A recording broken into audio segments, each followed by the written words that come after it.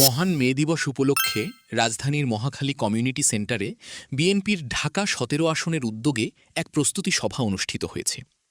সভায় প্রধানমন্ত্রীর সহকারী একান্ত সচিব ২ এবং ঢাকা ১৭ আসনের প্রতিনিধি ইঞ্জিনিয়ার আব্দুর রহমান সানির নেতৃত্বে এই প্রস্তুতি সভা অনুষ্ঠিত হয়।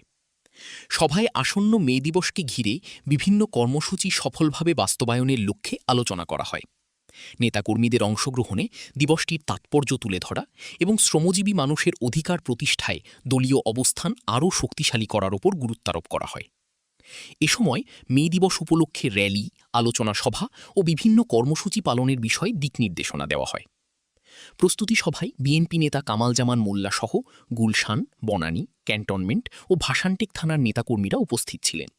এছাড়াও সরকারি তিতুমির কলেজ শাখা ছাত্রদলের নেতাকর্মীরাও সভায় অংশ নেন।